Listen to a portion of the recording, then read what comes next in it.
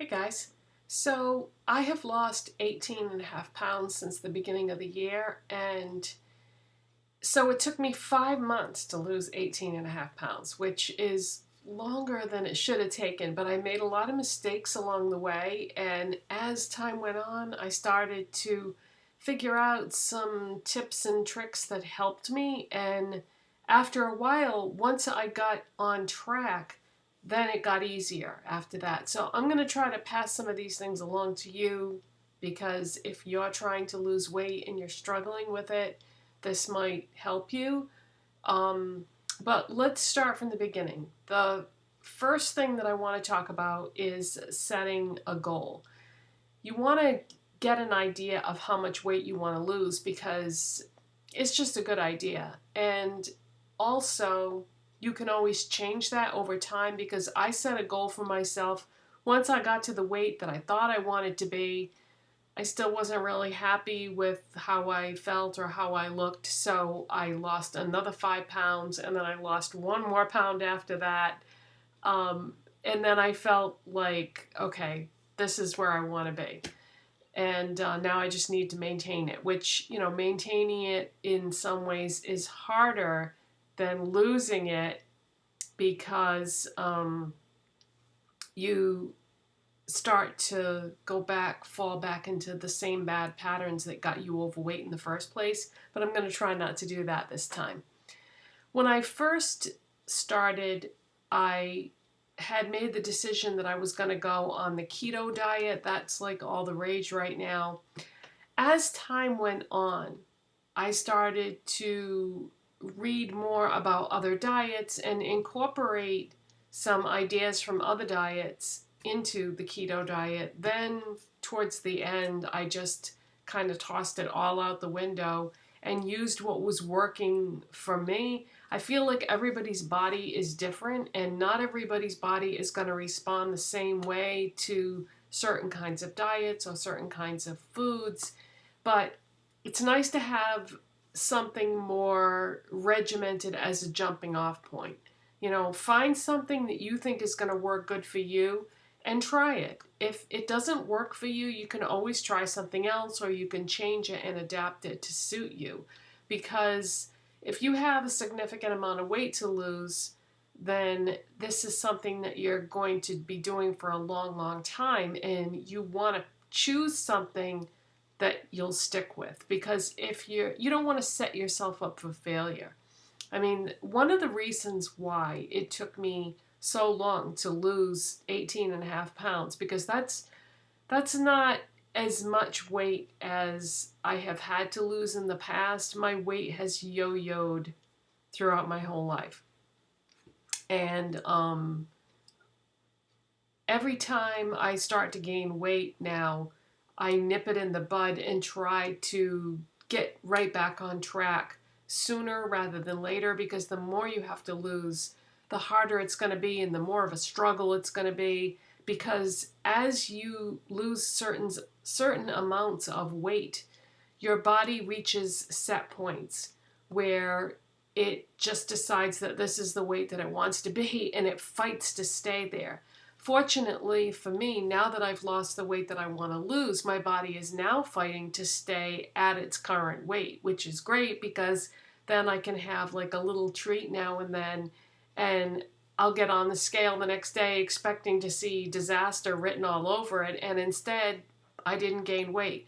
Because once you reach a certain weight and you're at that for a while, yeah, your body seems to fight to stay at that weight. But that works against you when you're dieting. When you first start any diet, you're going to lose a lot of weight right up front.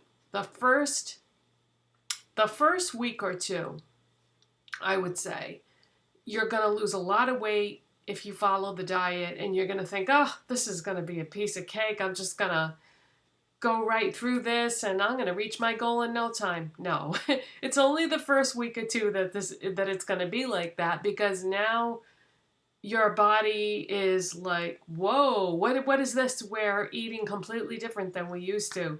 So don't think that after the first week or two that it's going to continue on like that, because it isn't. That's when things get tough.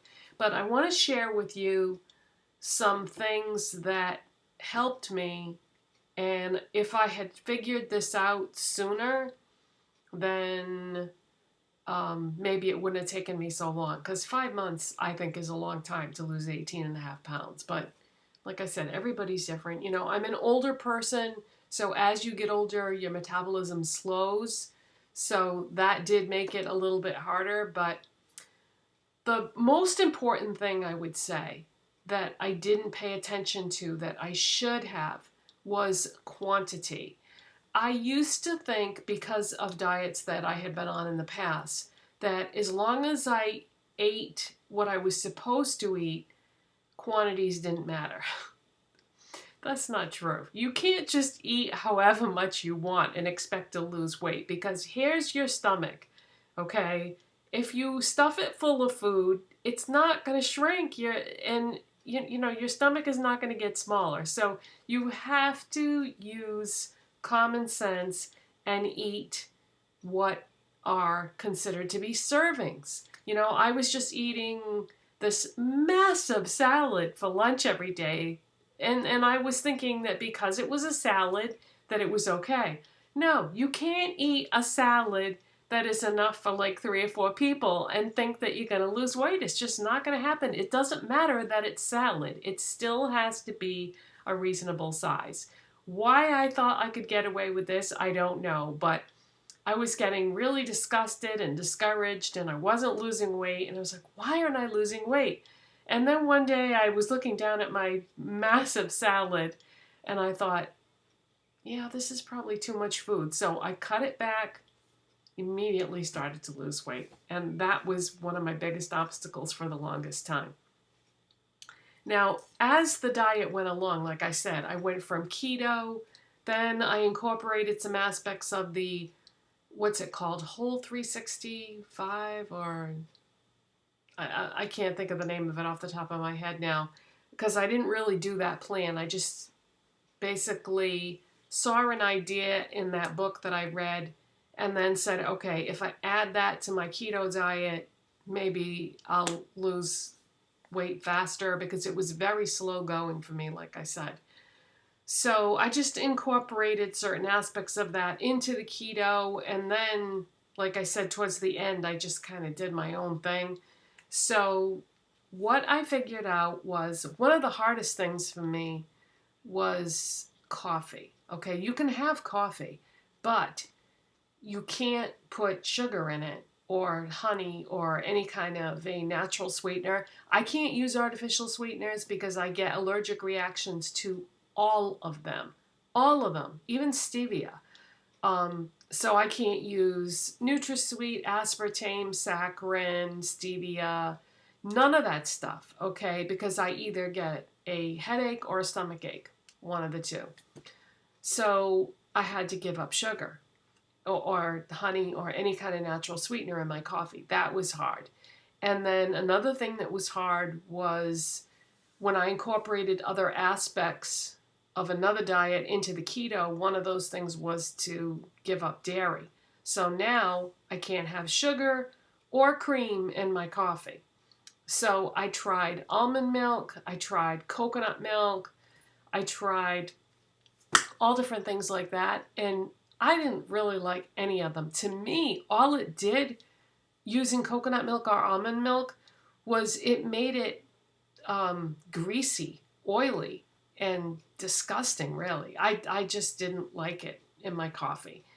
And, you know, you can't have added sugar in things with keto, so I couldn't get the sweetened kind, which maybe would have made it taste better, but you can't do that. So I had to get the unsweetened coconut milk or the unsweetened almond milk, and it just made it greasy or oily. So I didn't like that at all. So I thought there's got to be, I can't give up my coffee. I love my coffee. So I thought there's got to be something that I can put in this coffee, because I can't just drink it just plain. I don't know. I just can't. I don't like it. I have to put something in it. So I can't remember how I came up with this idea, but I tried it, and it's something that wouldn't be going against any of the rules of any of the diet ideas that I was following, and I loved it. And if you're struggling with that, like if you're on keto and you can't put sugar or in your coffee, or you're on that whole, I want to say whole 365, but I don't think that's right. But you probably know what I'm talking about. It was a really popular diet book there for a while. But if you're on that and you can't do dairy and you're just not satisfied with the alternatives that they suggest, try this. Cocoa. Just plain cocoa. Not cocoa that has milk solids or sugar in it. Just the plain cocoa that you would use like for baking. I just put, this is so super concentrated. Don't put a lot because you'll hate it. Just take like half a teaspoon. Not even. I would say a third of a teaspoon. Or a quarter. A quarter or a third of a teaspoon. I don't measure it. That's why I don't know exactly how much I use. But I just use the tiniest, tiniest little bit of cocoa in my coffee. That's all I put in there. And make sure you stir it up good because it has a tendency to settle to the bottom of the cup for some reason. So stir it really, really good. It is delicious. If you like chocolate, you know. I was never really a chocolate person for most of my life, but this I like, and now I would consider myself a chocolate person. As a matter of fact, what I do is, this is produce season. You know, all the good stuff is coming out at the stores for fruit and vegetables. So if I want to have something that is like a dessert type thing, I'll take some fresh fruit, strawberries, really good with this. I'll take some strawberries and wash them and take the tops off, cut them up into small pieces, put a little bit of this, sprinkle this on there. Also, I will add some unsweetened coconut flakes, mix that all up. You won't even feel like you're on a diet. It's so good. Now, with the keto diet, you have to be careful how much fruit you have. But like I said, when I got towards the end of the diet, I wasn't doing keto anymore. I wasn't doing the whole 365, whatever the real name of that is called. I wasn't doing that anymore. I was just kind of doing my own thing because at that point, I realized what I could eat and what I couldn't eat that was making me gain weight or not lose weight. And so I was having more fruit than what they would let you have. Because when you're on a diet, you get hungry, you know? You're restricting the amount of food that you have and to try to shrink your stomach. And so, sorry, my hair was bugging me. You're restricting the amount of food that you're having, so you get hungry. Now, if you get too hungry, like I would tend to get hungry towards the end of the day, and I still wouldn't recommend having anything right before you go to bed because chances are you're not going to lose weight if you do that. But if it's like late in the day and you're hungry and you know that you're not going to make it till breakfast the next morning, then I would just have a little bit. I would just, you know, cut up a couple of big strawberries, wash them, cut them up, just put a tiny bit of chocolate, a little bit of coconut, just like a sprinkle of coconut in there, mix it up, eat that, then I would make it till the next day, and I would still lose weight. Now, I didn't lose weight every single day that I was on the diet. Obviously, it took me 5 months to lose 18.5 pounds. But as long as I lost like a couple of pounds a week, they say the slower you lose it, the more likely you'll keep it up. And I believe keep it off. And I believe that that's true because I feel like you start to develop a pattern and a way of eating that is going to last you well beyond the diet. Because now what I'm doing to maintain it is I'm pretty much eating the same way that I was when I was on the diet, but once a week I have a cheat day where I'll eat something that I know wouldn't be like part of the diet, something that, you know, I really enjoy. And then all week long, I look forward to that, And that way I'm still the same weight because I only cheated that one time for the whole week. And yeah, I think that, you know how they say, this is another idea now, you know how they say breakfast is the most important meal of the day? Definitely. I really feel like that's important. I make a big 3-egg omelet every morning for breakfast. And I also buy turkey sausage. And read your labels because not all turkey sausage is created equal. Some of it has like a lot of chemicals in it and really bad stuff, but some is okay and doesn't have a lot of added ingredients. But I have a 3-egg omelet with turkey sausage. I cut the sausage up into little pieces and sort of cook that in. I put it in the pan first, and I buy the pre-cooked kind, so it's already, so I don't have to hassle with it and try to figure out is it cooked or not. So I put the sausage in the pan first, cut it up into small pieces, and I cut up a big giant mushroom and do that too. Then I whip up my eggs, pour that into the pan, and then, you know, cook it like that. And right now I'm doing turkey and mushroom, but that could change. You know, I switch up the ingredients sometimes to keep it interesting, because once you get bored, you know, you're more likely to cheat. But yeah, so that keeps me going till lunch. Then for lunch, I have a salad, and sometimes I have a little bit of fruit for dessert.